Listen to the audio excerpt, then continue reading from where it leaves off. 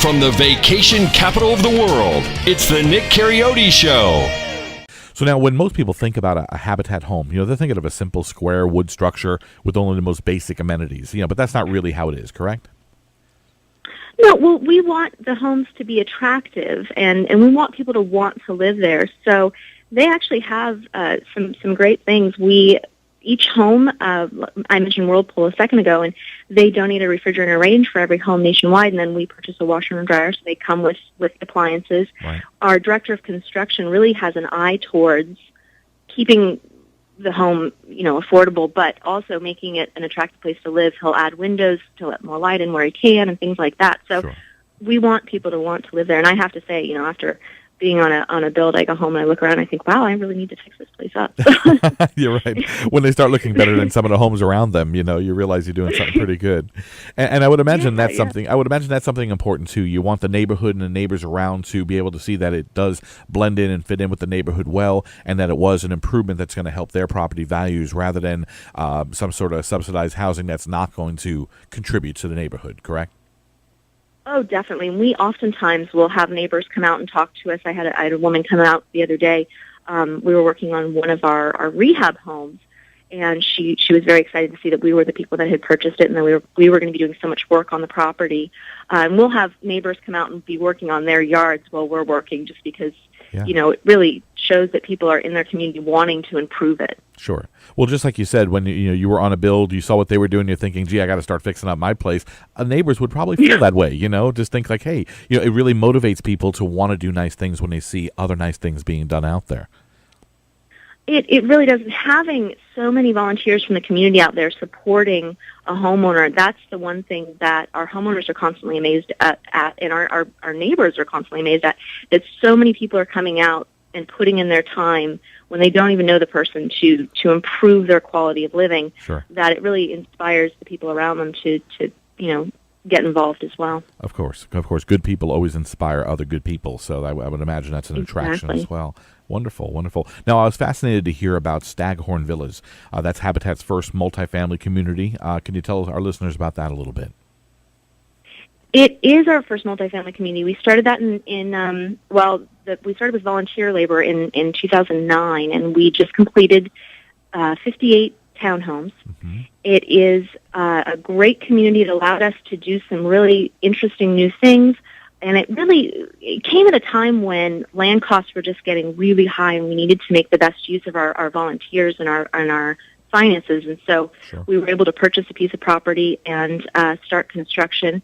We built 10 buildings out there, and it's right off of Silver Star. I encourage anybody to go take a peek. It's really an attractive community, and the homeowners are just great because they went through their classes together. They did their sweat equity together. So it's really truly a community where the neighbors all know each other and they're all involved. And it has a homeowners association. We have some great folks that are on that. So we're really excited about completing Staghorn. We're actually going to be breaking ground on our next community in mid-2014. Right. Well, that's Butler's Preserve. Right. I remember you mentioned that to me. I want to get to that in a second as well. What intrigues me about this as well is the fact that because they do have a homeowner association, because it was all kind of done at the same time, you are building a bigger sense of community there, kind of like these PUDs, the planned unit developments like Celebration or Avalon and such, where it's a closer, tight-knit community, I would imagine. Correct? It is, and it's great to go out there because people are engaging their neighbors. They watch each other's kids. They all have that same homeowner education. So we really feel like it's not just homes that we built there. It really is truly community. Right. Now, I see that Staghorn's townhomes have received the Energy Star certification, and the model home has received the Florida Green Building Coalition's Gold designation, correct? Correct. We really felt that it was important to not only build affordable but sustainable long-term. We had an eye towards keeping the cost low long-term for the homeowners, and building green just makes sense. We were able to have some great partners who helped us to implement some new features in the way that we build, white shingles, double pane windows, low VOC paint, and it's really simple changes that you can make to the way you're building to make it green. Sure. You mentioned Energy Star rating. We also are one of 5 communities in Florida to receive the Water Star certification. Mm-hmm. So we were excited about that. And really, when we started out building green, it wasn't because we wanted to, get the certifications and do things like that. It was really just that it was the sustainable, responsible way to build. Sure, absolutely. And, it's amazing because, whereas your project and your building is not based on the bottom line dollar that you're looking to make, which you're not, you can do these things, for the right reasons and just get them done rather than having to pinch a penny and have a builder who's just trying to save a few bucks and not do these things. So it's done for the right reason. It's done with the right goal in mind, I would think.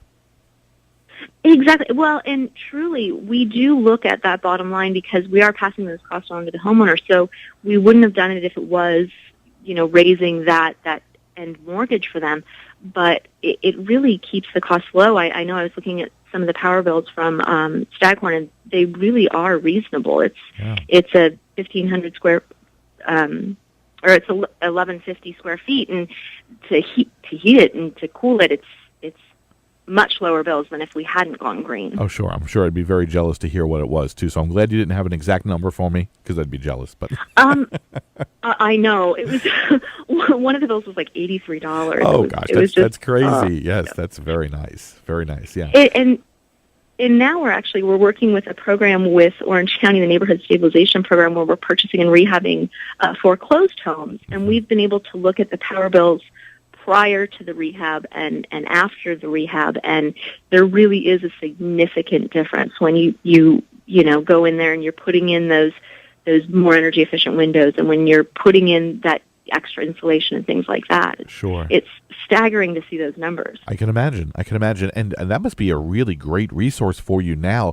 with having all these foreclosed properties. Did that kind of change things a bit that was not anticipated to be able to utilize some of those better priced properties that are basically, the bones are there already, and you're just going to basically take it to the next level, complete them a little faster, a little more cost effective, and you got the land and building at a pretty good price. Was that a changer for you? Well, we had never been able to really look at that as an option before because it was always just not cost efficient. But yeah, everything changed a few years ago, and we were fortunate to be able to partner with Orange County through the Neighborhood Stabilization Program and receive that funding to purchase and rehab the foreclosed homes and then sell them back into the very low income market, because those are folks who wouldn't typically be able to qualify for a mortgage. And it's great to be able to go into an already existing community and really build that or rehab that home to improve the entire community, because otherwise, when hurricane comes through and it's blighted properties, it's really sad to see so many sitting vacant. Of course, yeah, and then the grass is up to your knees, the pool is black, and it deteriorates the whole value of the neighborhood. You're absolutely right. Yeah. So it's really been a blessing for us, and that's what we're going to do for the next year. While we get ready to start construction on our next community. So it really fell at a good time as well. That's great. Now, am I correct in thinking that it's much more cost-effective and practical to build multifamily projects rather than single-family homes? And I understand there's a need for both. But and even though you had mentioned, I believe you said that the project started in 2009 and you've just completed the 58 units, it is 58 units.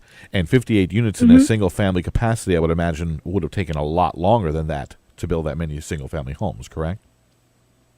Correct. And we're able to go in and make a bigger impact. It makes sense for where our community is at right now. And we still build single-family homes on infill lots, but this just allows us to be better stewards of our resources. Sure. And with this next community, it's actually a piece of property that's been blighted and used as a dump for quite some time. It's been 20 years in the making that we're going to be doing this community, so we're really excited. Okay, and let's talk about that new community. So you mentioned that there's another that's going to be breaking ground in mid-2014, correct? Correct. We just closed on a piece of property that we are going to be building on. It's in the Malibu Groves area, kind of outside of Washington Shores, and it's going to be a 59-home community. We're going to build 51 single-family homes and then 4 duplexes.